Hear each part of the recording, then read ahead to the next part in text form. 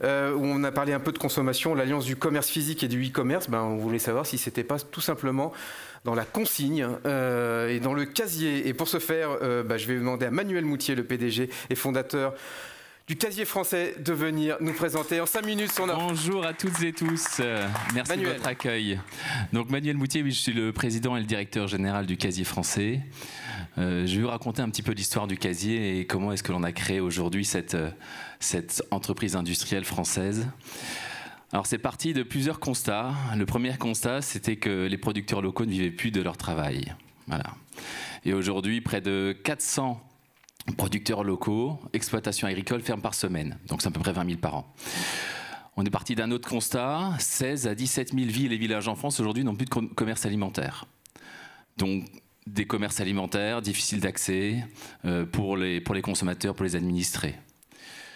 2000 km. 2000 km, c'est la distance moyenne que fait une salade avant d'atterrir dans une assiette. Voilà, donc tous ces sujets nous ont fait réfléchir. Et du coup, on a dit quelles sont les solutions qu'on pourrait apporter sur ces différentes problématiques. On a décidé de créer une gamme de casiers. Donc voilà, ça porte bien son nom, le Casier Français. Une gamme de casiers réfrigérés, non réfrigérés, congelés maintenant, qui permettent aux producteurs locaux de vendre leurs produits sans contrainte. Sans contrainte pour eux, ils approvisionnent des casiers quotidiennement et le casier va vendre tout seul les produits 24 heures sur 24, 7 jours sur 7. On parlait de contraintes à l'accession, notamment des produits locaux et de l'alimentation. Aujourd'hui, cette solution, elle permet d'un côté au producteur de mieux vivre, parce qu'il va vendre son produit avec une meilleure marge, et en plus de ça, de limiter l'inflation pour le consommateur final, parce qu'entre 30 centimes le produit vendu à une coopérative et 1 € dans le casier, c'est toujours moins cher que dans les circuits classiques. Donc cette solution aujourd'hui, on en a 500 déployés, on a 500 implantations, 500 points de vente en France, qui sont portés par des producteurs locaux, par des artisans. Alors on n'est pas là pour remplacer l'artisan, on est là pour offrir une continuité de service. C'est-à-dire que, je vous donne un chiffre, dans 80% du temps, les artisans sont ouverts alors que les actifs ne sont pas disponibles. Donc en fait, c'est très simple, quand vous rentrez le soir à 19 h, vous voulez avoir votre pain, votre beurre, votre crème, votre côte à l'os, et ben votre artisan est indisponible, il a fermé ses portes. Et donc ils adossent aujourd'hui des casiers réfrigérés dans lesquels ils viennent vendre leurs produits 24 heures sur 24, 7 jours sur 7, soit sous forme de click and collect, soit sous forme d'achat d'impulsion. Le Casier Français aujourd'hui, c'est une 50aine de salariés. Oui, pourquoi français? Pourquoi français? Oui, ça c'est aussi un vrai sujet.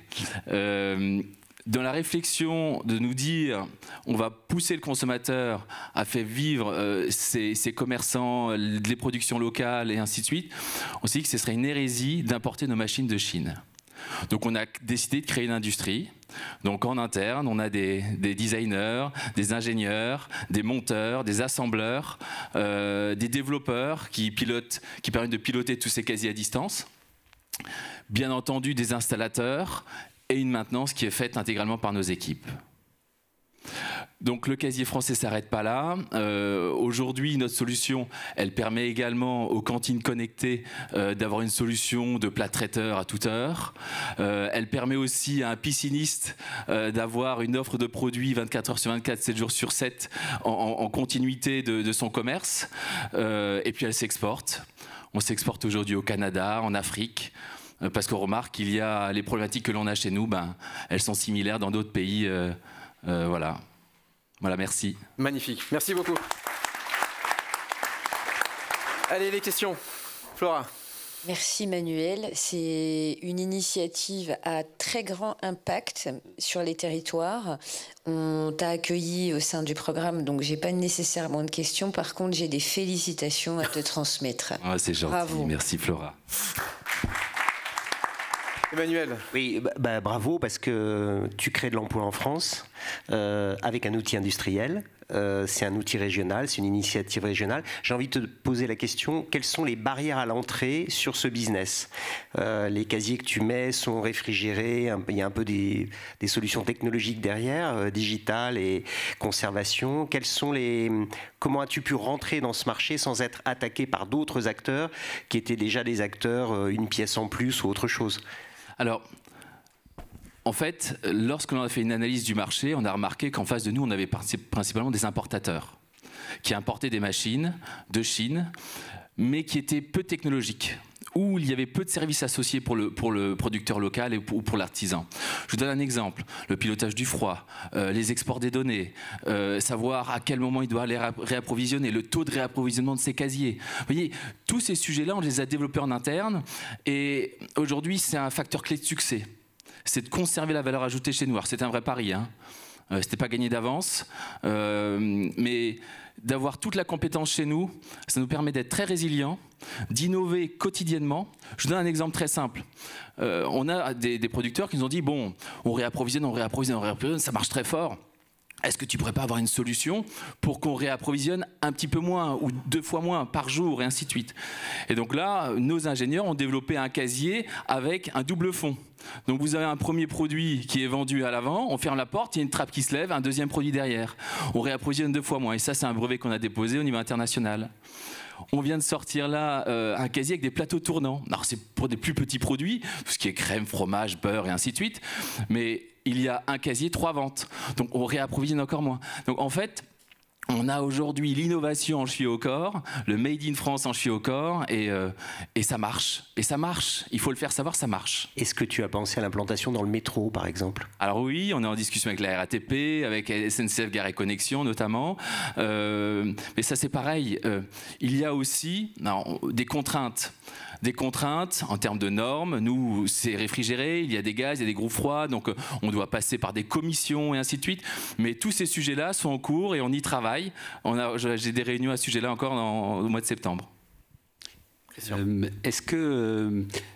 Comment est-ce que les artisans, je dirais, s'habituent à cette nouvelle offre? Parce que pour eux, ça veut dire aussi un changement de mode de fonctionnement. C'est sortir de la zone de confort totalement.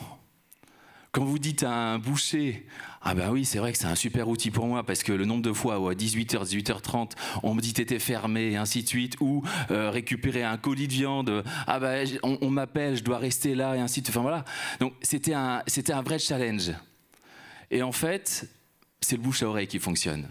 C'est-à-dire que nous, ce qu'on dit aux artisans, on a à peu près une vingtaine de demandes par jour aujourd'hui, d'artisans, de commerçants, voilà. Et quand ils me disent oui, mais technologiquement, comment ça marche, l'application mobile pour piloter les casiers à distance, on leur dit vous savez quoi? Vous allez appeler David Daven, vous allez appeler Monsieur De Schild, vous allez appeler un tel, vous allez appeler vos pairs et vous nous expliquez comment ça marche. Si c'est si compliqué que ça à piloter. Et en fait, ce sont aujourd'hui nos meilleurs ambassadeurs sont nos clients qui expliquent comment ça fonctionne. Et en fait, une fois qu'on l'a pris en main, 3-4 jours de prise en main et puis après ça roule tout seul. Et globalement, vous êtes donc 500 implantations. C'est implanté dans quelle localisation et dans quel type de lieu? Alors, le problème, c'est qu'on n'a pas de lieu type. Aujourd'hui, on retrouve des casiers en bord de route, dans des petites cahutes au bord des fermes, à la place de l'ancienne poste qui a quitté le village, dans des containers, dans des petits bâtiments modulaires, en zone rurale, périurbaine, totalement urbaine. Donc voilà, il y a vraiment tout le monde aujourd'hui s'accapare le casier et il trouve sa valeur ajoutée, sa solution en fonction des problématiques de son territoire et de son besoin. Tu peux nous parler de tes next steps et de ta prospective au niveau du casier français, puisque tu adresses déjà l'international avec des marchés US, Afrique, je crois. Tout à fait. Tu peux nous parler de ce que tu as dans les tuyaux et nous donner un peu de teasing? Oui, alors notamment le Canada, alors le Québec, j'ai passé un petit peu de temps au Québec parce qu'il y a énormément d'ambition sur ce territoire, énormément de besoins. Ils ont des problématiques encore plus importantes que les nôtres. Et là, on exporte nos machines. Les 2-3 premiers containers de casiers vont partir de chez nous. Et à l'avenir, pour toujours avoir cette logique et cette réflexion qu'on a eue depuis le départ, ce leitmotiv, c'est de dire on va produire sur le territoire pour le territoire. Et donc moi demain, un de mes vieux rêves, c'est d'avoir mon usine, le casier québécois, à Québec, qui produira ses casiers pour son territoire. Je pense que on parle de circuits courts, on parle trop peu de circuits courts industriels. Moi, je pense que le fait d'être industriel et d'avoir sa production qui est faite dans un rayon de 20 km environnant notre site industriel, c'est aussi un facteur clé de succès, c'est un facteur clé de résilience par rapport à d'autres qui importent leurs containers à 10 000 $ et ainsi de suite. Voilà. Donc, tous ces sujets-là, aujourd'hui, je les défends et même à l'export, demain, j'aspire à avoir une usine dans chacun des pays où, bien entendu, il y a le potentiel. Je crois que tu autofinances son développement, tu me disais tout à l'heure. Pour accélérer ce développement, que faudrait-il ? Alors, pour l'accélérer, on a une usine qui est vraiment 4.0, on a un directeur industriel qui est exceptionnel, on optimise chaque point, enfin bref, c'est une usine qui est flambant neuve. Pour la partie accélération, moi je pense qu'il faut vraiment, demain par exemple, je parle du Canada, on parlait du Canada, il y a un réel intérêt pour les casiers au Canada, mais on est sur des pays qui sont quand même assez conservateurs. Et on pense voilà, à la Nord-Amérique, la Silicon Valley, et ainsi de suite, mais c'est encore des pays assez conservateurs. Et il faut qu'on prenne notre bâton de pèlerin pour le faire savoir. Et voilà, en fait, vous pouvez avoir le meilleur savoir-faire du monde, vous pouvez avoir un réel impact pour les territoires, mais il faut le faire savoir. Et voilà, et c'est pour ça que je suis là, notamment aujourd'hui, entre autres, mais on se bat à ça au quotidien, il faut le faire savoir, et ça marche, donc continuons comme ça. Et la France est un énorme potentiel de développement encore. Ah, bah, la France, on aura 5000 implantations dans les 6-7 années à venir. Oui, j'en suis convaincu. Dans chaque ville et village, il y aura un casier approvisionné par le petit producteur du coin qui ira approvisionner ses salades, sa crèmerie, ainsi de suite. On a des exploitants agricoles partout aujourd'hui, sauf qu'on ne leur donne pas la possibilité de vendre. Et puis on leur a dit pendant 50 ans, produit, moi je vais vendre pour toi. Aujourd'hui, il n'a plus trop le choix de se débrouiller un peu par lui-même et de dire je vais vendre par mois parce que les marges ne sont peut-être pas les mêmes. Question, dernière question. Juste une dernière question, mais c'est quoi le modèle économique pour vous? Comment vous gagnez votre vie? On vend, on loue. On vend ou on loue. C'est-à-dire qu'aujourd'hui, on a des artisans, vous savez, j'ai une grande partie de mes clients qui sont des producteurs locaux, ils sont propriétaires. Ils sont propriétaires de leur outil de production, ils veulent être propriétaires de leur outil de vente. Très bien. Très bien. Et donc, on leur vend la solution. Et puis après, ils ont un fees sur le pilotage des casiers, ainsi de suite, d'une 30aine d'euros par mois. Oui, c'est pas grand-chose. Pour toute la partie data, stockage des data, et ainsi de suite. Et certains veulent louer. Parce que ça aussi, c'était un vrai sujet. On a des exploitants qui n'avaient pas les moyens d'investir dans ce type de solution, parce que leur outil industriel leur coûte quand même assez cher. Et on leur dit, écoute, nous on croit en toi, on te loue la solution. Donc aujourd'hui, sur les 500 implantations, on en a une centaine qui sont louées, tout simplement. Très bien, merci beaucoup. Un grand merci. Un grand merci. Manuel, petit téléphone, et vous me dites si vous êtes convaincu ou pas convaincu. Vous achetez ou vous achetez pas. Je ne sais pas s'il y a une levée de fonds, mais visiblement... juste pour le Canada. Si vous voulez aller au Canada. Parfait, on regarde les résultats. Waouh! Ça s'appelle un plébiscite. Merci beaucoup. Je voudrais remercier nos 3 sages de la matinée pour vos questions. C'était important de montrer aussi l'écosystème, l'innovation et les startups et de faire monter des entrepreneurs parce qu'eux, ils jouent leur peau sur leurs solutions. Merci infiniment. Je vais vous demander 6 minutes d'attention avant d'aller à la cantoche et pour notre dernière session. Merci.